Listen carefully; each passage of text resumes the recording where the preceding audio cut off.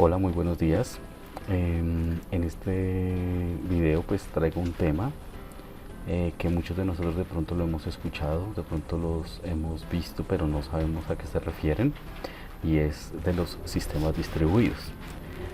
Vamos a hablar sobre los conceptos, las características, los tipos, ventajas, desventajas y todo lo que este concepto de sistemas distribuidos conlleva.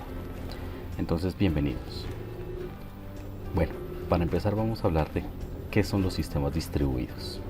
Este es un concepto que pues ampliamente ya se ha hablado, ya ha tenido trascendencia, pero realmente se ha llegado a un consenso en que los sistemas distribuidos son una colección de computadores independientes, separadas físicamente y que procesan información, pero pues ante un usuario o ante un cliente aparentan ser un solo equipo, una sola máquina, pero este equipo, esta máquina está ejecutando múltiples tareas.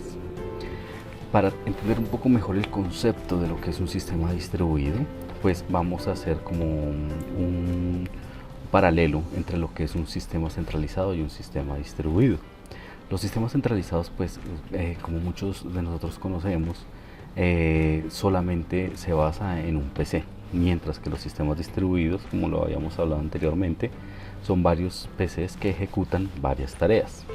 La administración en un sistema centralizado, como su nombre lo indica, es centralizada, mientras que la administración en el sistema distribuido es distribuida. En el sistema centralizado pues es más sencillo todo, pues es una sola máquina y sobre esa máquina pues se hace todo el procesamiento de la información. Esto la hace ser que no sea tan robusta tampoco, es decir, que no demande un hardware o que no demande unos componentes físicos muy altos. Mientras que en los sistemas distribuidos aquí ya hay una mayor demanda de equipos, unos equipos de muy alta tecnología, de muy alta calidad, costosos obviamente, y esto hace que sea un sistema bastante robusto, ¿cierto?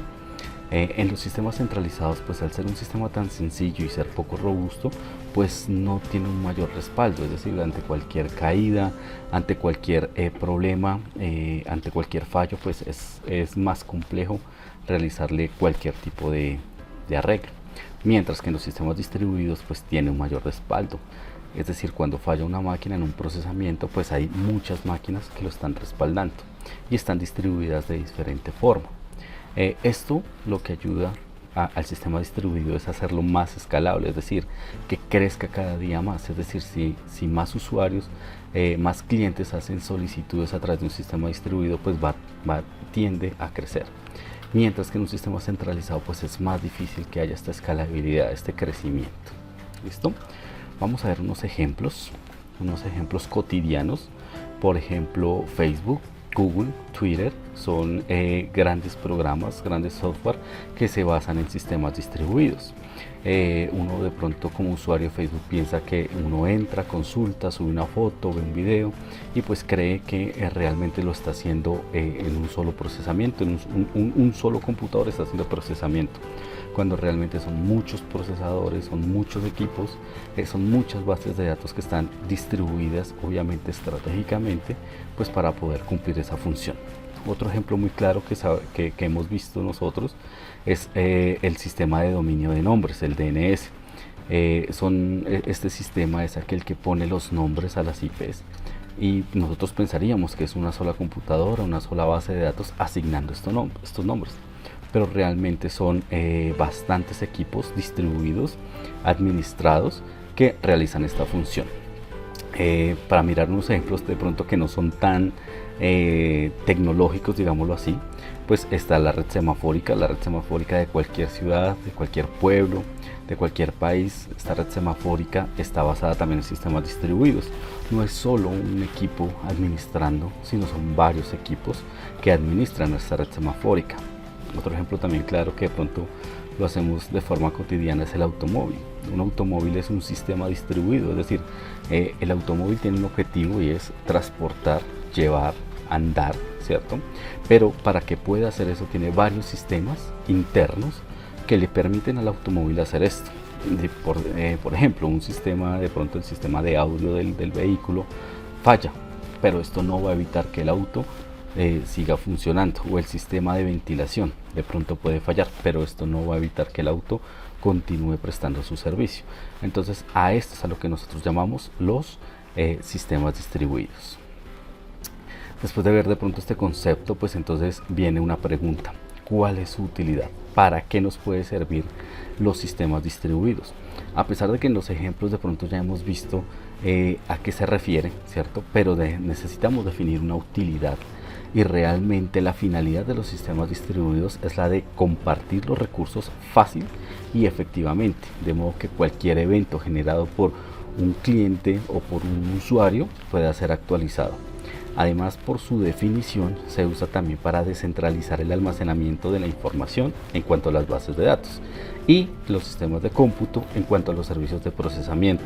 No vamos a tener que depender de una sola máquina para poder hacer el procesamiento de la información, o no vamos a depender de una sola base de datos para depender de adquirir los datos. Esto ayuda grandemente, sobre todo a las empresas que manejan un alto volumen de datos, ya que si falla una base de datos, hay una que lo está respaldando, una o varias que lo están respaldando. Esto pues es muy benéfico en cuanto a todo este tipo de procesamiento que nosotros estamos viendo en la actualidad. Obviamente estos sistemas distribuidos también tienen unos tipos de sistemas distribuidos, es decir, no solamente existe un solo tipo de sistema distribuido, hay varios. Aquí vamos a ver dos en especial. Hay dos que son como los más comunes, que son el tipo de sistema distribuido de cómputo. Este lo podríamos escalar en dos grandes clases, que son los de clúster y los de grid, que pues traducido serían los de malla. Los de clúster son como PCs personales conectadas cercanamente por medio de una red de área local de alta velocidad.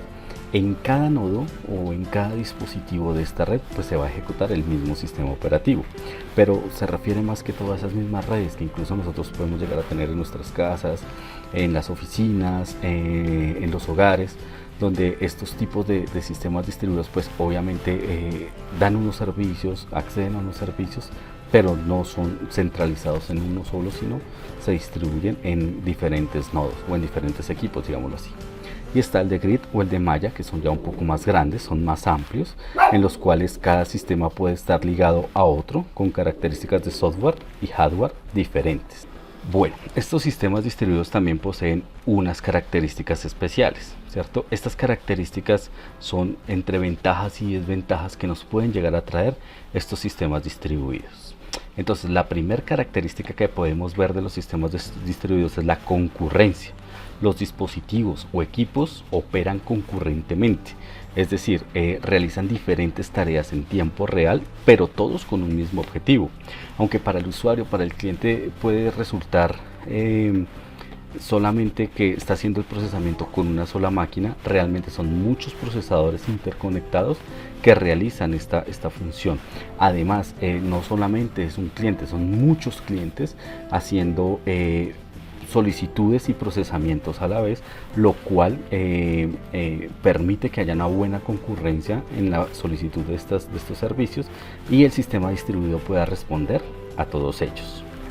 Es escalable, es decir, cada máquina es capaz de trabajar independientemente, pero también debe poder hacerlo interconectada a varias máquinas. No va a depender de una conexión sencilla, también puede estar adaptada a conexiones más complejas. No debe ser determinante el tipo de red al que se conecte ni la distancia. Además, en el momento de un crecimiento, estas máquinas o estos dispositivos deben ser fácilmente adaptables a cualquier crecimiento. También una gran característica y una gran ventaja que tienen estos sistemas distribuidos es la tolerancia a los fallos. Se basa realmente en dos características esenciales que son las que se complementan, que son la de redundancia de hardware y la recuperación de software. Es decir, debe estar en la capacidad de que, sin importar el tipo de falla, tenga la posibilidad de recuperación desde cualquier dispositivo. Obviamente esto va a ser muy transparente para el cliente, para el usuario. Puede que haya una falla, pero de inmediato un dispositivo o un equipo de respaldo entra a hacer la función del equipo que está fallando o de la red que está fallando. Y esto lo que permiten los sistemas distribuidos es que haya una gran tolerancia a los fallos. La transparencia. El sistema funcionará similar en todos los puntos de red. Si estoy en uno, si estoy en el otro, debe funcionar de manera similar, independientemente de la posición en la que esté el usuario. Las diferentes copias de pronto de un archivo deben aparecer al usuario como un único fichero. Pueden provenir de ciertas partes diferentes, pero para el usuario es como si fuera un solo archivo. Los tiempos de ejecución, obviamente aquí los tiempos de ejecución se mejoran. Tengamos en cuenta que no todos los dispositivos o todas las máquinas no van a manejar un reloj global. Cada ejecución de tarea es independiente. Cada dispositivo contiene su propio reloj. La idea no es ejecutarlas todas al mismo tiempo, sino que se ejecuten. Obviamente cada uno va a tener su sincronización. Y pues esto genera, aunque es costoso, pero tiene un buen costo-rendimiento. Es decir, aunque la inversión que se debe hacer para un sistema distribuido debe ser fuerte en cuanto al tema de hardware, en cuanto al tema de equipos, porque deben ser equipos de muy buena calidad, deben ser procesadores de buena calidad, redes de muy buena calidad, pero el rendimiento que va a ofrecer para el sistema se ve recompensado por eso. Desventajas. Podríamos hablar de que también, aunque es un sistema que tiene muchas características buenas, también tiene sus desventajas. Una de las desventajas que podíamos ver es que el software debe ser más complejo y es algo que aún no está estandarizado. La red de interconexión de los dispositivos puede causar pérdidas también de mensajes de saturación dependiendo de la red. Si de pronto no se invirtió bien en los equipos o no se invirtió bien en una buena red, entonces estas pérdidas de mensajes pues van a ser muchísimo más frecuentes. La seguridad y la confidencialidad también se puede ver afectada si la red no está bien conformada, si el sistema no está bien conformado, si estratégicamente no hemos implementado todo el sistema de seguridad informática, pues esto va a afectar muchísimo porque va a sufrir muchos ataques maliciosos, de virus, de hackers de pronto.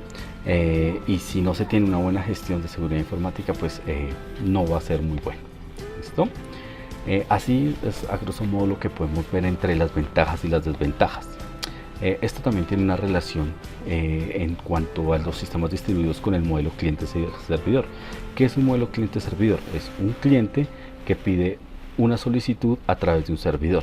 Esto se maneja mucho en lo que son los sistemas distribuidos. La finalidad de cada sistema es poder distribuir la información, pero a la vez de que un cliente le pida una información, pues la pueda entregar. La estructura de estos sistemas distribuidos la vemos en esta parte. Como podemos ver, es una estructura bastante lógica, pero a la vez es compleja, porque tiene que tener un buen hardware, tiene que tener un kernel que es como el núcleo, los servicios, las aplicaciones y el usuario. La arquitectura de los sistemas distribuidos también es bastante importante a la hora de analizarlos. Tenemos varios elementos a analizar, y es que en este caso podemos ver tres tipos de arquitecturas diferentes. Está la arquitectura multiprocesador, que son varios procesadores haciendo varios procesamientos, pero para el cliente es como si hiciera solamente uno. Tenemos otro tipo de arquitectura de sistema distribuido, que es la de cliente-servidor, la que estamos viendo ahorita, que es cuando un cliente hace una solicitud y el servidor le responde. Está también la de objetos distribuidos. En este caso ya se deja por un lado de llamar como cliente-servidor y ahora se llaman objetos, ¿cierto? En esta arquitectura se busca omitir esta diferencia que hay entre cliente y servidor, los cuales pasarían a ser objetos distribuidos. En este caso los objetos realizan las solicitudes de manera igual que como lo haría un cliente servidor, pero entonces aquí no se distingue de manera lógica entre un cliente o un servidor.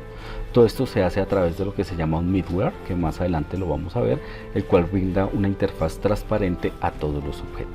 ¿Qué es el middleware? Entonces, como lo estamos mirando en la arquitectura de los sistemas distribuidos, entonces es un software que proporciona un enlace entre las aplicaciones para interactuar o comunicarse con otras aplicaciones, paquetes de programa, redes, hardware, sistemas operativos y software independientes. Es decir, es como ese canal de comunicación entre diferentes aplicaciones o entre diferentes dispositivos. También conecta aplicaciones entre sí, pasando datos entre ellas, mejorando los tiempos, genera las conexiones y sincronizaciones necesarias en los sistemas distribuidos. No es lo mismo tener un sistema sin el middleware que tener un sistema con el middleware. Es decir, si no tuviésemos el middleware, las conexiones difícilmente podrían llegar a feliz término. Además, no habría cómo traducir de pronto de una aplicación a otra o de un sistema a otro, mientras que el middleware se encarga de hacer toda esta comunicación y toda esta sincronización. Básicamente se comporta como una capa de traducción oculta para permitir la comunicación y la administración de datos en las aplicaciones distribuidas. Básicamente esto es lo que analizamos sobre sistemas distribuidos. Obviamente esto es un tema bastante profundo, pero pues la idea es que con esto podamos entender los conceptos básicos. Muchas gracias a todos.